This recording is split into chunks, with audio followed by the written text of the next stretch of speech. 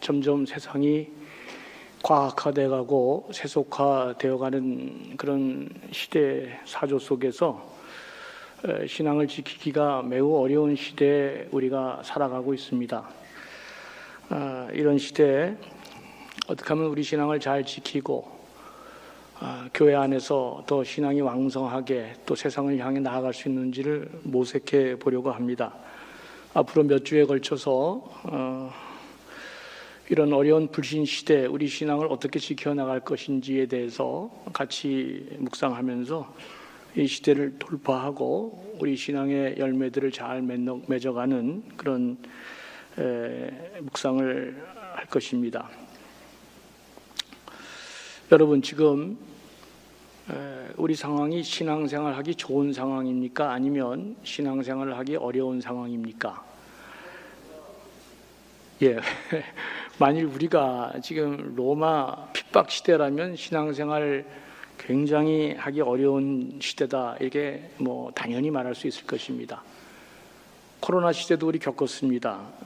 경제적인 어려움은 말할 것도 없고 단절과 고립, 그리고 제한된 삶을 살아가면서 그때 신앙생활 하는 것이 얼마나 어려웠는가 우리 다 같이 느꼈습니다. 근데 이 신학자들이 진단하기에는 인류 역사상 어떠한 시기도 우리가 신앙생활 하기에 좋았을 때는 한 번도 없었다, 이제 이렇게 진단하는 거예요. 핍박, 박해, 코로나 다 지나지 어떤 시대든지 간에 우리는 신앙생활 하기가 만만치 않았다. 우리는 지금 풍요로운 시대에 살고 있지만 정말 아까 한두 분이 말씀한 것처럼 신앙생활 하기가 더더욱 어려운 시대에 살고 있습니다. 믿음을 지키는 것도, 교회에 나와 신앙생활하는 것도 점점 어렵고 점점 세상의 세속화적인 풍요와 쾌락과 행복을 쫓아나가는 그런 시대가 되고 말았습니다. 사회에서는 우리 기독교 신앙에 대해 싸늘한 시선으로 바라보는 사람들이 날로 늘어나고 있습니다. 이렇게 되면 전도하기도 매우 어렵습니다. 주일날, 일요일날 교회 간다고 하면 이상한 눈으로 바라보는 차가운 시선들이 우리 일터에 많은 사람들 가운데 이렇게 나타나고 있습니다. 아직도 제 교회가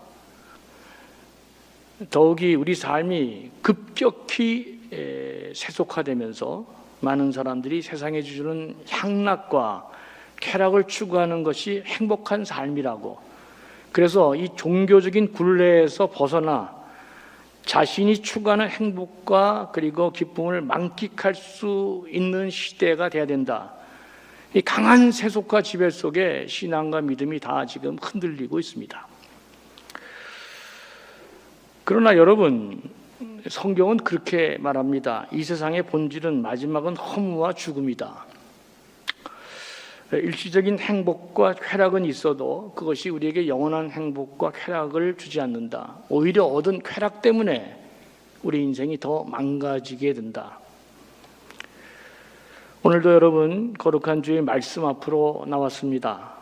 성경은 복음이 기쁜 소식이고 교회는 참된 기쁨의 복음을 전하는 곳이다.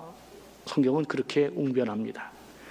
예수님만이 우리의 구원자이시고 그분만이 참된 공경에서 우리를 건져내시는 분이시고 우리 인생은 예수님을 만나는 것에서부터 참된 기쁨과 구원의 역사가 시작된다.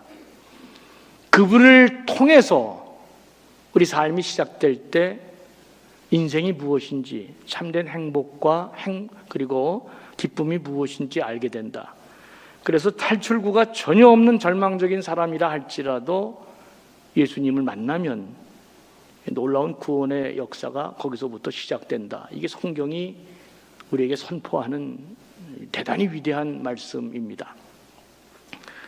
그런데도 불구하고 강한 세속화의 영향으로 예수 그리스도를 믿고 하나님 자녀가 된 우리도 나도 모르는 사이에 자꾸 신앙이 무너지고 있습니다.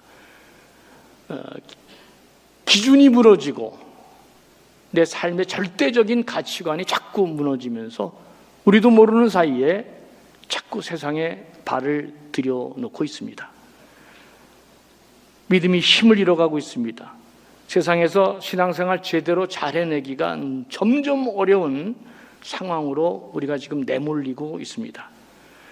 이런 상황에서 어떻게 우리가 신앙을 잘 지키고 이 시대를 뚫고 나가면서 그리스도인으로서의 정체성을 잘 지키고 또 하나님 자녀로서 하나님 기뻐하시고 좋아하는 일들을 얼마나 우리가 잘 해낼 수 있을까? 이거 모색하지 않을 수 없습니다. 우리는 그 해답을 오늘 본문에 등장하는 한 인물을 통해서 찾게 됩니다. 우리가 이 사람을 주목하는 것은 그가 처한 상황이 그 어떤 상황보다도 힘든 상황인데도 불구하고 그는 승리한 사람이기 때문에 그렇습니다. 그는 낯선 땅 유배지에 포로로 잡혀와서 주위 모든 환경이 이방신을 섬기는 것이 당연한 것으로 보편적으로 여겨지는 그런 환경 속에서도 흔들리지 않고 하나님의 신앙을 온전히 지키며 신앙 안에서 승리했던 사람입니다. 이 일은 결코 쉬운 일이 아니잖아요. 그런데 이분의 삶을 보면 더 놀라운 것은 그렇게 신앙을 지킨 것만 대단한 것이 아니라 그런 가운데도 그 바벨론 땅에서 세상 기준으로 볼 때 성공적인 삶을 살아낸 사람이기 때문에 더더욱 우리의 주목을 끕니다.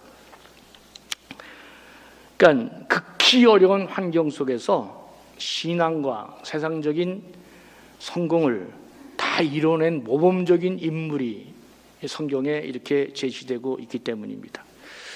그는 포로로 잡혀와서 하나님을 신앙하는 일이 만만치 않은 환경에서도 세상적으로도 출세했고 그리고 영적으로도 하나님 기준에 모자라지 않는 성공적인 신앙생활을 가능했던, 그래서 21세기를 살아가는 오늘 우리들에게도 귀한 모범으로 보여주고 있는 인물입니다. 다 아는 것처럼 그는 다니엘입니다. 그렇다면 그는 어떻게 이 일을 이루어냈을까?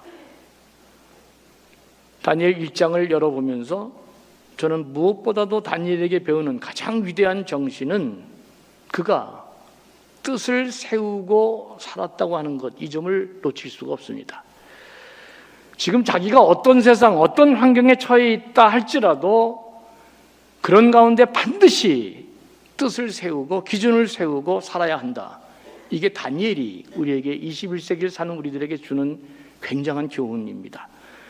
다니엘은 그런 척박한 환경 속에서도 신앙생활을 반드시 지켜나가겠다, 이 뜻을 세우고 기준을 세우고 살았던 사람입니다.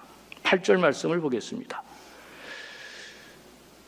다니엘은 뜻을 정하여 왕의 음식과 그가 마시는 포도주로 자기를 더럽히지 아니하리라 하고 자기를 더럽히지 아니하도록 환관장에게 구했다. 8절이 굉장히 저한테는 울림이 큰 본문입니다. 잠깐 설명드리면 당시 바벨론 제국은 자신들의 국가를 잘 운영하기 위해서 자기네들이 정복한 나라들의 사람들 가운데 일부를 뽑아서 그들을 엘리트 교육을 시키고 그들이 통치하는 사람으로 만들어갔습니다. 그때 뽑힌 사람이 다니엘이었어요. 그래서 다니엘은 그들의 세속적인 방식으로 엘리트 교육을 받으면서 왕처럼 먹고 지내고 생활하고 호의호식했습니다. 그런 가운데 그들의 정신과 문화에 이렇게 사로잡히면서 그냥 그대로 출세의 가도를 달리도록 조련받고 성장했던 그런 사람이 다니엘입니다. 여러분, 이런 상황에서 다니엘이 지금 자신의 조국에서 가졌던 하나님의 신앙을 지킨다는 것은 너무나 어려운 일이었습니다. 신앙 지키면 자기는 세상에서 얻은, 바벨론에서 얻은 지위가 다 날아갈 수 있기 때문입니다.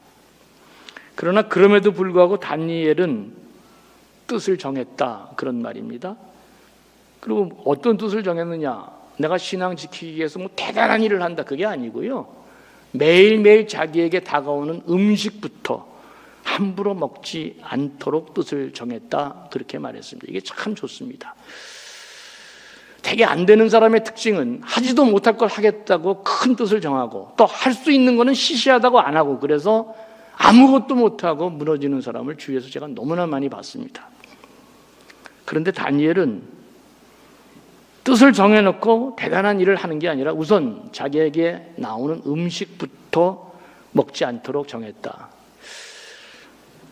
오늘 본문에 보니까 왕의 음식이 다니엘을 더럽혔다 뭐 이런 얘기가 나오는데 성경을 자세히 이 문제에 대해 설명하고 있지 않지만 짐작컨대 왕의 음식을 왜 먹지 않았을까? 여러분, 당시에는 이방 신전에 드렸던 것들을 다 물려내서 그 첫 번째 왕에게 음식이 나왔고, 그리고 왕과 함께하는 사람들에게 준 것입니다. 다니엘은 이런 것을 알았기 때문에 이 왕의 음식으로 자신의 신앙이 더럽혀지지 않도록 이 음식부터 내가 먹지 않아야 되겠다, 그렇게 뜻을 정한 것입니다. 여러분, 저 같았으면 먹었을 것 같은데, 왜냐하면 먹고 신앙 지키면 되잖아요. 그죠? 여러분은 어떻게 하실래요? 안 먹고 신앙 지킬래요? 먹고 신앙 지킬래요? 근데 이 다니엘같이 위대한 사람도 안 먹어야 신앙을 지킬 수 있다고 생각한 것입니다. 먹은 자는 말이 없습니다.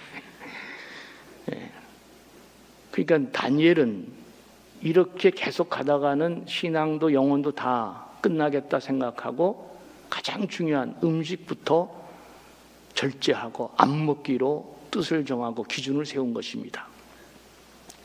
어쨌든 주목할 것은 좋은 음식과 포도주를 앞에 놓고 그가 신앙을 생각했다는 것입니다. 대단히 중요한 것이죠. 진짜 놀라운 것입니다. 굉장한 특혜가 주어졌고 가만히 있어도 출세가 보장되는 탄탄대로의 길을 갈 수 있는데, 왕에 의해서 좋은 음식을 앞에 두었을 때 다니엘이 뭘 생각했다? 하나님의 뜻을 생각하고 신앙을 생각했다는 것입니다. 이건 진짜 많은 도전을 줍니다. 그래서 어떻게 했습니까? 그는 책임을 맡은 환관장에게 그 음식 먹지 않게 해달라고 부탁을 했습니다. 이 구절도 참 울림이 큽니다. 내가 신앙 지켜야지. 이거 이렇게 먹어서는 안 되겠다. 그냥 확 왕궁 나가버리고 그냥 초야에 묻혀서 하나님 뜻대로 살아야 되겠다. 그런 사람은 대개 또 그렇게 살지도 못합니다. 근데 다니엘은 어떻게 했냐? 책임을 맡은 환관장에게 그 음식 먹지 않게 해달라고 부탁했다 그랬습니다. 무슨 말이에요? 그러니까 자기 지금 바벨론에서 지위는 지키고 그러면서도 신앙적인 삶을 포기하지 않겠다는 의지가 여기에 담겨 있는 것입니다. 이처럼 그리스도인은 세상적으로도 도망쳐서도 안 되고 또 세상에 휩쓸려도 안 되지만 어떻게 살아야 되느냐? 세상 한복판에서 신앙을 제대로 갖고 정체성을 갖고 살아야 된다, 그 이야기를 말씀하고 있는 것처럼 느껴집니다. 다산 정약용 선생님은 벼슬을 하다가 강진으로 유배를 가게 됐습니다. 그 유배 생활 18년이나 긴 세월을 보냈는데, 여러분 보세요. 조정에서 큰 벼슬을 하고 그냥 호령하다가 살다가 갑자기 그냥 정말 대도 않는 강진에 그 진짜 헐벗은 땅에 가서 거기서 유배 생활을 하게 되면 정신적으로 육체적으로 얼마나 사람이 무너지고 고통스럽고 핍절하겠습니까? 그런데 정약원 선생은 유배를 가자마자 그곳에서 마음과 정신을 다잡고 새로운 관심을 가지면서 그 엄청난 저작들을 강진 유배 시절에 그는 저수를 써냈습니다. 그가 유배 가면서 아들에게 편지를 쓴 내용을 제가 읽었는데, 아들아, 우리 가문이 망했구나. 그러나 드디어 내가 책을 읽기 좋은 시절을 만나게 됐다. 그렇게 아들에게 쓴 편지 글을 제가 보았습니다. 굉장하죠? 그러니까 강진이라고 하는 아무 헐벗은 초야에 묻히면서도 그 현실을 적극적으로 받아들이고 그곳에서 새롭게 또 열심히 사는 것입니다. 목민심서 같은 거 읽어보면 진짜 감동이 있습니다. 굉장합니다. 이제 의사도 9가지 종류의 의사가 있다 그랬잖아요. 심의가 있고, 그러니까 의사가 의사 진료하기 전에 사람을 딱 보면 마음으로 진료, 딱 보면 이 사람의 병이 무엇이구나. 하다못해 맨 마지막에는 돈만 버는 의사까지 해서 딱 이 사람이 그 글 쓴 게 얼마나 그 유배 시절에 대단한 영향력을 주었는지 진짜 감동 그 자체입니다. 저는 이 점이 굉장히 중요하다고 생각합니다. 다니엘이 그런 사람이었습니다. 바벨론 한복판에 포로로 끌려와서 그럼에도 불구하고 자기 위치도 잘 지키고 신앙도 지키면서 뜻을 세우고 일단 자신이 할 수 있는 일을 성실하게 잘해내는 것에서부터 놀라운 일이 벌어진 것입니다. 다니엘이 환관장에게 그 음식 먹지 않게 해달라고 부탁하자 이제 9절에 하나님의 반응이 나옵니다. 여러분 성경 읽을 때마다 하나님이 어떻게 역사하시는지를 잘 봐야 되잖아요. 9절을 보면 이렇게 되어 있습니다. 하나님이 다니엘로 하여금 환관장에게 은혜와 긍휼을 얻게 하신지라. 그러니까 하나님이 환관장의 마음을 움직여 준 것입니다. 사랑하는 교우 여러분, 아무리 신앙생활이 불리한 환경에서도 내가 신앙을 지키기로 마음 먹고 그렇게 결단하고 뜻을 세우면 누가 도와주신다? 하나님이 도와주신다. 성경이 지금 말씀하고 있습니다. 좋은 음식 앞에 놓고 좋은 포도주 앞에 놓고 나는 이 음식 안 먹겠습니다. 이 음식 안 먹고 믿음을 지키겠습니다. 그렇게 환관장에게 말하는 순간, 다니엘이 이렇게 신앙을 지키려고 하는 순간 하나님께서 그 삶에 개입하셔서 그의 신앙생활을 지키시고 도와주신다. 다니엘서 1장은 그렇게 우리에게 말씀하고 있습니다. 사랑하는 교우 여러분, 어떤 환경에서도 쉽지 않게 그냥 가볍게 생각하지 말고 바르게 뜻을 정하고 적극적으로 그 상황 한가운데서 행동하는 사람이 되어야 합니다. 주어진 삶에 절망하지 말고 거기서 적극적으로 대응하는 것입니다. 신앙을 갖고 뜻을 바로 세우고 대응하시면 우리 삶에 하나님이 개입하시는 것입니다. 하나님의 사람들이 이 세상에서 하나님 나라를 향해 그렇게 살 때 많은 어려움도 있고 좋은 일도 있고 뭐 여러 가지 업앤다운이 있을 때 우리는 주님 부르실 때까지 지금 바로 내가 있는 그 삶의 자리에서 삶을 충실히 살아나가는 것, 그것이 밑변을 넓히고 내 그릇을 넓히고 나중에 미래를 기약할 수 있는 아주 훌륭한 삶의 정신이고 자세라는 것을 성경이 말해줍니다. 부탁을 받은 환관장이 다니엘에게 이제 호의를 베풀 마음이 있었습니다. 그런데도 불구하고 이게 왕이 지정해서 먹이라고 한 음식이기 때문에 걱정되는 바가 한두 가지가 아니죠. 그렇게 했다가 혹시라도 자기가 관리하는 사람들이 이게 피접하고 얼굴이 그냥 뭐 핏기가 없고 그냥 뭐 이게 좋은 결과가 주지 않으면, 좋은 결과가 나타나지 않으면 환관장이 자기 지위가 박탈당하잖아요. 이런 순간에 다니엘이 지혜로운 제안을 합니다. 우리가 10일 동안 채식을 하고 물을 마실 것입니다. 10일 뒤에 다른 사람과 얼굴을 비교해서 그때 만약에 안 좋다면 그때는 환관장님이 원하는 대로 하십시오. 10일간의 기회를 주십시오. 다니엘이 어떻게 이런 제안을 했을까? 이거 10일 뒤에 어떻게 될지도 모르겠는데 왜 이런 결정을 할 수 있었을까? 그냥 제 생각입니다. 다니엘은 신앙을 지키기 위해서 뜻을 정하고 기준을 정해서 그 길을 걸어가면 하나님께서 도와주신다고 하는 그 믿음과 기대 때문에 그런 제안을 한 것입니다. 그 믿음은 정말 도전적인 것이고 굉장한 이건 투자가 아닐 수 없습니다. 그런데 10일 뒤에 보니까 이들이 더욱 윤택했고 아름다웠다. 15절이 그렇게 보도하고 있습니다. 그래서 그들은 왕의 음식 대신에 신앙을 버리지 않고 자신들이 제안했던 채식과 물을 먹고 시간들을 잘 보낼 수 있었다. 성경이 그렇게 말합니다. 그리고 그렇게 산 이 다니엘과 세 친구들에게 하나님이 어떻게 반응했는지 17절에 이렇게 기록하고 있습니다. 하나님이 이 네 소녀에게 학문을 주시고 모든 서적을 깨닫게 하시고 지혜를 주셨으니 다니엘은 또 모든 환상과 꿈을 깨달아 알더라 그랬습니다. 왕이 보기에도 이 다니엘과 그 친구들의 총명함이 나라 안에 있는 어떤 사람들보다도 더 뛰어나다고 20절에 가면 그렇게 보도해 주고 있습니다. 왜 그래요? 하나님이 그렇게 해주셨다. 하나님이 주셨다. 사랑하는 교우 여러분, 내 삶에 하나님이 개입해야 됩니다. 책을 읽는다고 지혜자가 되는 게 아닙니다. 애쓰고 노력하고 집을 지었다고 그 집에 내가 들어가서 사는 것이 아닙니다. 하나님이 해주셔야 내 땀 흘린 그 노력에 하나님이 해주셔야 그 책을 통해 지혜를 얻게 되고 지은 집도 내가 들어가서 살게 되는 것입니다. 세상에 얼마나 많은 사람들이 집을 짓고도 자기가 그 집에서 들어가 살지 못하는 사람이 얼마나 많은지 모릅니다. 하나님이 함께 해주시지 아니하시면 집 짓는 자의 수고가 허사가 바로 그 내용입니다. 하나님이 내 삶에 개입하도록 우리가 뜻을 정하고 기준을 잡고 그 믿음의 길을 가야 하는 것이 중요합니다.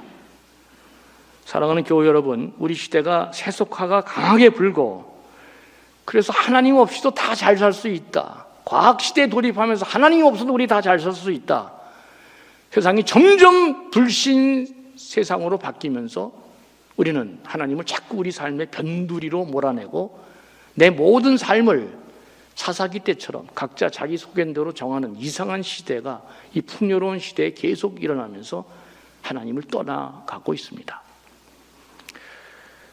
이런 시대 속에 믿음을 지키면서 세상 가운데도 우뚝 선 성공적인 삶을 사는 비결이 어디에 있느냐? 그것은 먼저 내가 믿음을 지키겠다고, 내가 신앙심을 지키고 살겠다고 뜻을 정하고 내 기준을 분명하게 마음속에 결정하고 결심하는 것입니다. 아무리 세속화가 강하게 일고 있는, 그래서 신앙에 척박한 우리 삶 속에 살고 있다 할지라도 나는 하나님의 사람이니 내가 믿음을 지키겠다 결심하는 것입니다. 뜻을 세우고 기준을 세우고 내가 그렇게 살겠다고 결심하는 것입니다. 그리고 정말 중요한 것이죠. 그런 삶을 살아갈 때 하나님께서 나를 도와주신다고 하는 이 믿음이 우리 안에 분명히 있어야 됩니다.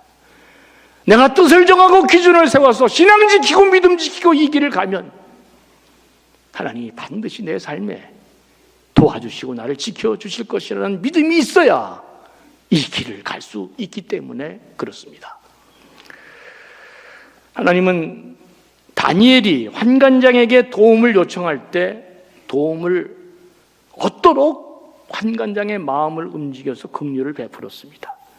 학문의 성과가 있게 하셨습니다. 똑같이 노력해도 다른 사람들보다 더 지혜롭게 하셨습니다. 중요한 것은 뜻을 정하고 기준을 정해서 하나님이 내 삶에 개입하도록 하는 것이 너무나 중요합니다. 왜 두려움이 없었겠습니까? 왜 다니엘은 불안하지 않았겠어요? 이거 유다 잘못되면 안 돼. 길이 다 큰일 나지 않을까? 저는 그 생각이 없었다고 생각되지 않습니다. 그도 발을 땅에 딛고 살아가는데 왜 두려워하지 않고 왜 그가 놀라지 않았겠습니까? 그러나 다니엘의 세 친구는 도와주시는 하나님을 믿었기 때문에 두려움을, 불안함을 넘어다니며 승리할 수 있었던 것입니다. 이때 우리가 모든 시선을 한번 불러야 되는데 너무 자주 부르면 이게 또 의미가 사라질까 봐 참 좋잖아요. 모든 시선을 주님께 향하면, 그죠? 내 삶이 하나님의 역사가 되는 거죠. 사랑하는 교회 여러분, 마음을 정하고 행동에 옮기면 하나님이 우리 삶에 개입하십니다. 믿음을 지키기로 뜻을 정하고 그 기준을 분명히 세우면 믿음을 지키는 길을 하나님이 열어주시고 하나님이 우리의 길을 인도해 가시는 것입니다. 대단한 거 뭐 하려고 그러지 마세요. 그런 것들은 허황된 거고 내가 지킬 만한 능력도 없습니다. 저는 올해 남선교회가 그리스도 중심적 성경 읽기를 하는데 참 좋다고 생각합니다.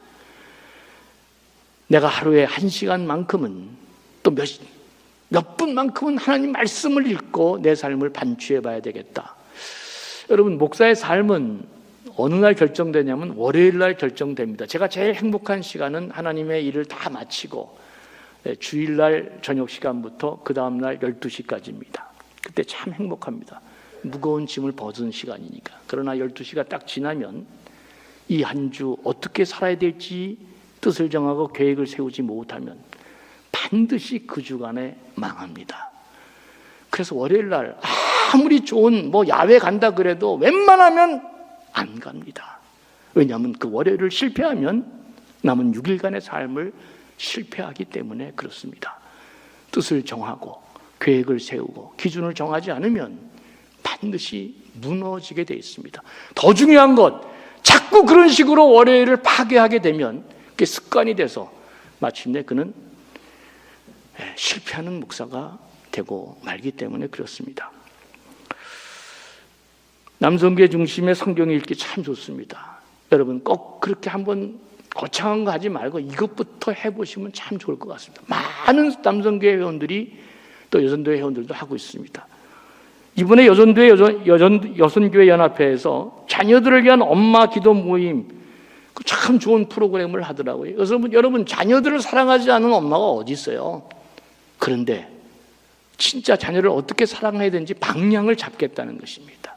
좋은 강사 모시고 우리의 그 모든 헌신의 방향을 제대로 잡고 그 일을 해보겠다고 여성교회가 마음먹고 일을 시작했습니다. 한 50-60명이 지원했다 그래요. 목표는 100명이랍니다. 그러지 말라 그랬어요. 제가 120명 하라 그랬습니다. 오늘 다 연세 드신 분들도 들어가셔서 한번 들어보시고 손자도 그렇게 길러보시고, 그죠? 방향을 제대로 잘 잡아야 됩니다. 아니 내가 부산 가는데 서울 가는 기차를 타면 어떡하겠어요? 그 시간이 가면 갈수록 진짜 엉망이 되는 것입니다. 방향을 잘 잡는 게 중요합니다. 방향을 잘 잡고 뜻을 정하는 거지. 수십 번 얘기하잖아요. 화가가 붓을 들 때 내가 호랑이를 그리겠다는 뜻이 있어야 최소한 고양이라도 그리지. 그 뜻을 갖고 있지 않으면 그림이 절대로 안 됩니다. 그건 낙서가 되잖아요. 뜻을 정하고 기준을 세우고 방향을 제대로 잡아서 내가 이 길을 가겠다 하는 게 너무나 중요합니다. 처음에는 여러분들이 뜻을 정하고 그리고 나름대로 습관도 쌓이고 그렇게 하지만 시간이 지나면 어떻게 해요? 처음엔 내가 시작하지만 나중에는 그 뜻이, 그 기준이, 그래서 그렇게 했던 내 습관이 나를 살리는 역사가 일어나는 것입니다. 그걸 못 막는 거예요. 그 격차를 못 막는 것입니다. 굉장한 일이 벌어지는 것입니다. 바르게 뜻을 정하고 기준을 잡고 처음에는 내가 그 뜻대로 행하지만 그게 내 습관이 되고 내 길이 되면 운명을 바꾸는 놀라운 일이 그 뜻이 나에게 돌아오는 것입니다. 오직 의인은 믿음으로 말미암아 산다 그랬습니다. 2026년 벌써 휙 하는 사이에 한 달이 지나가 버렸습니다. 2월 오늘 처음 시작을 하는 이 귀한 시간에 아직도 두 번째 새해가 지나지 않았기 때문에 다시금 우리 옷깃을 여미고 다시금 뜻을 정하고 기준을 바로잡고 그렇게 달려가는 우리 결심이 필요한 그런 시절입니다. 아무쪼록 믿음을 잘 지키고 신앙을 지키기 위해 그 뜻을 정하고 그 길을 달려가면 다니엘처럼 우리는 세상에서도 우뚝한 사람이 될 것입니다. 부디 이런 축복이 여러분 모두에게도 있기를 주의 이름으로 간절히 축원합니다. 긍휼이 풍성하신 아버지 하나님, 신앙생활 제대로 하기도 어려운 지금 과학적이고 세속적이고 많은 세상의 유혹과 행복 그런 삶 가운데 우리가 노출되어 있습니다. 이런 시대 속에 신앙 지키고 이런 시대 속에 믿음도 지키면서 세상에 우뚝 선 사람 되고 싶은 마음이 있습니다. 다니엘처럼 우리도 하나님 앞에서 신앙적으로 성공하고 세상에서도 뒤지지 않는 사람 되도록 성령께서 우리를 도우시고 우리 마음과 생각을 지키시고 어려운 시대 또 하나의 모범이 나를 통해서 이루어짐으로 말미암아 나와 우리 자녀손들이 더 잘되는 축복이 있게 해 주시옵소서. 감사하며 예수님의 이름으로 간절히 축복하며 기도합니다. 아멘.